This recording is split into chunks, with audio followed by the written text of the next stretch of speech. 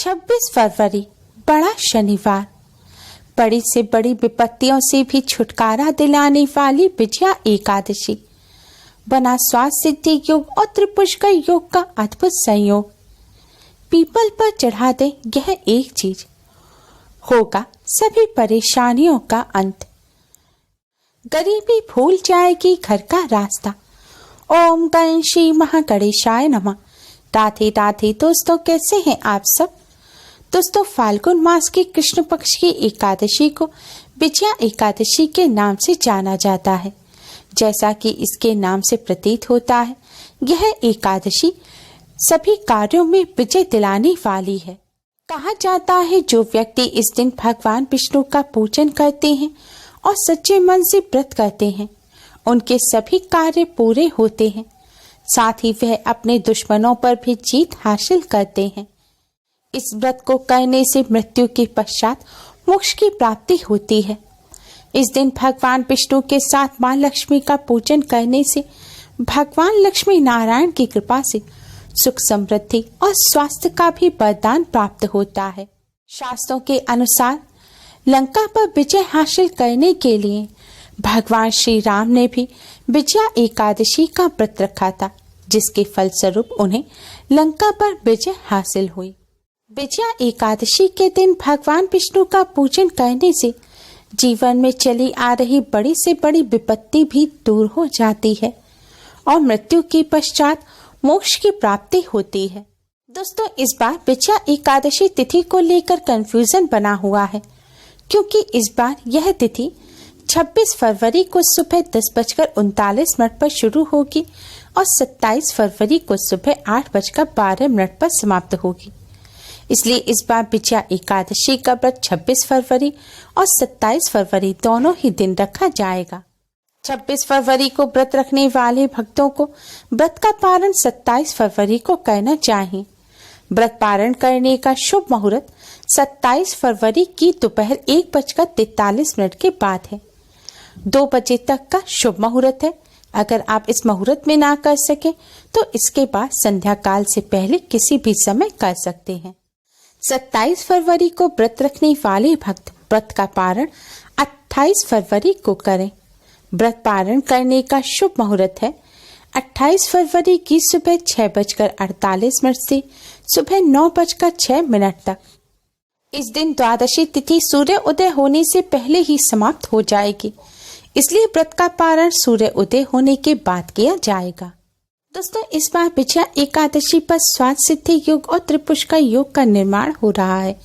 इस शुभ योग में किए गए पूजन कई गुना अधिक पुण्य फलदायी होते हैं। दोस्तों, इस बार एकादशी शनिवार के दिन है। शनिवार के दिन आने वाली एकादशी पर पीपल वृक्ष का पूजन अवश्य ही करना चाहिए, क्योंकि शास्त्रों के अनुसार पीपल में भगवान लक्ष्मी नारायण का वास होता है। आज की इस वीडियो में हम आपको एक ऐसी चीज के बारे में बताने जा रहे हैं, जिसे अगर आप इस एकादशी पर पीपल वृक्ष पर चढ़ा देते हैं तो इससे आपको भगवान लक्ष्मी नारायण की असीम कृपा प्राप्त होगी। भगवान लक्ष्मी नारायण की कृपा से कष्टों से छुटकारा मिलेगा और जन्मों जन्मों के पापों का भी नाश हो जाएगा। घर में चली आ रही धन संबंधी समस्या अवश्य ही दूर हो जाएगी, क्योंकि एकादशी के दिन मां लक्ष्मी पीपल वृक्ष में अवश्य ही वास करती हैं। भगवान लक्ष्मी नारायण की कृपा से पितरों की भी आत्मा को शांति मिलेगी। पितृ प्रसन्न होंगे, इससे पितरों का आशीर्वाद प्राप्त होगा और पितरों के आशीर्वाद से बिगड़े कार्य भी बनने लग जाएंगे। पीपल वृक्ष का पूजन करने के लिए सबसे पहले स्नान का स्वच्छ वस्त्र धारण करें। दोस्तों, एकादशी के दिन स्नान के जल में 1 चुटकी हल्दी मिलाकर उससे स्नान करें और स्नान करते समय ओम नमो भगवते वासुदेवाय मंत्र का जाप करें। ऐसा करने से भगवान विष्णु जी की कृपा से कष्टों से छुटकारा तो मिलता ही है, साथ ही वैवाहिक जीवन सुखमय बनता है और जिनके विवाह में अगर विलंब आ रहा होता है तो वह भी दूर हो जाता है और जल्द विवाह के योग बनते हैं। स्नान के पश्चात शुभ रंग के वस्त्र पहने। आज के दिन भूलकर भी काले, कत्थई, नीले यानी कि ब्लैक ब्राउन और ब्लू कलर के कपड़े ना पहने, क्योंकि इन्हें अशुभ माना जाता है। और भगवान लक्ष्मी नारायण का पूजन सदैव शुभ रंग के वस्त्र पहनकर ही करना चाहिए। अब आप एक लोटे में शुद्ध जल लें। पीपल वृक्ष का पूजन करने के लिए आप पीतल का या तांबे का लोटा लें। अगर यह ना हो तो स्टील का भी आप लोटा या कोई पात्र ले सकते हैं, लेकिन भूलकर भी कांच का, चीनी मिट्टी का या प्लास्टिक का बर्तन ना लें। अब जल लेने के पश्चात आपके घर अगर गंगा जल है तो इस जल में थोड़ा सा गंगा जल भी मिला लें। अब दोस्तों, आपको इस जल में 2 बताशे डालने हैं।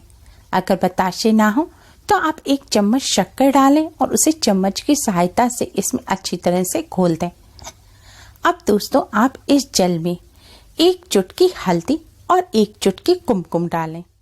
कुमकुम यानी कि पूजन में इस्तेमाल होने वाली लाल रंग की रोली या सिंदूर। अगर वह ना हो तो आप लाल चंदन भी डाल सकते हैं। अगर दोस्तों आपके पास पुष्प हो तो आप इसमें 2 पुष्प डाल दें। अगर लाल रंग का पुष्प हो तो इसमें लाल रंग का पुष्प डालें, क्योंकि लाल रंग माँ लक्ष्मी को अत्यधिक प्रिय है और लाल रंग सौभाग्य का रंग भी होता है। इस तरह जल का पात्र तैयार करने के पश्चात दोस्तों, अब आप पीपल वृक्ष पर जाएं। अगर आपके घर के पास मंदिर हो और मंदिर के पास पीपल का वृक्ष हो या मंदिर में हो तो आप उस पीपल वृक्ष का पूजन करें। कोशिश करें कि सुनसान स्थान वाले पीपल वृक्ष का पूजन ना करें, क्योंकि भगवान ने पीपल वृक्ष में सभी को स्थान दिया है। पीपल वृक्ष में जहाँ सभी देवी देवता और पितृ होते हैं, वहीं पर पीपल वृक्ष में भूत प्रेत का भी वास होता है। इसलिए अगर आपके घर के पास मंदिर में या फिर चहल पहल के स्थान पर पीपल वृक्ष है और सुनसान स्थान पर भी पीपल वृक्ष है और आपके पास ऑप्शन है, तो आप मंदिर वाले पीपल वृक्ष का ही पूजन करें। जो पीपल वृक्ष बिल्कुल जंगल में निर्जन स्थान पर होता है और जिसका पूजन नहीं किया जाता, जहाँ चहल पहल नहीं होती, उस पीपल वृक्ष पर नहीं जाना चाहिए। दोस्तों, अब यह जल आपको पीपल वृक्ष पर अर्पित करना है। अगर पीपल वृक्ष के आसपास खुली जगह है तो आप पीपल वृक्ष के पास ऐसे खड़े हों कि आपका मुख पूर्व दिशा की तरफ हो। अब आप पीपल वृक्ष पर धीरे धीरे जल चढ़ाएं। पीपल वृक्ष पर जल चढ़ाते समय भगवान विष्णु जी के 12 मंत्र ओम नमो भगवते वासुदेवाय का जाप करें।